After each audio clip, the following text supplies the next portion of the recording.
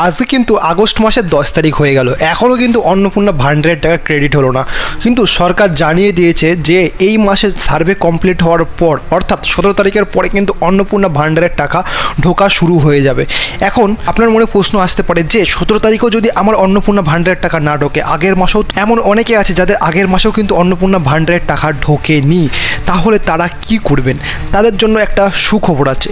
কি সেই সুখবর? জানতে হলে ভিডিওটা শেষ পর্যন্ত দেখুন, সরকার পরিষ্কার জানিয়ে দিয়েছে যারা অন্নপূর্ণা ভান্ডারের খুবই প্রয়োজন, অর্থাৎ যাদের টাকা পয়সার খুবই প্রয়োজন আছে, অর্থাৎ তাও তারা অন্নপূর্ণা ভান্ডারের পাচ্ছে না, অর্থাৎ কোনো কারণে হয়তো সরকারের কোনো ফল্ট কিংবা আপনার ফর্ম ফিল আপ বা কোনো কিছু যদি ফল্টের কারণে যদি আপনি যদি টাকা না পেয়ে থাকেন, তাহলে আপনার কি করতে হবে না, আপনাকে ডাইরেক্ট সরকারকে চিঠি লিখতে হবে, অর্থাৎ আপনাকে সরকারকে চিঠি লিখে জানাতে হবে, এমনটাই সরকারের নির্দেশ। আসুন সরকার কি বলছে সরকারের মুখ থেকেই শুনে নেওয়া যাক। সমস্যা যখন মাননীয় মুখ্যমন্ত্রী জানলেন, উনি পরিষ্কার নির্দেশ দিয়ে দিয়েছেন সেরকম যদি কোনো হয় স্পেসিফিক্যালি আপনারা লিখে জানান, তাদেরকে দিয়ে দেওয়া হবে।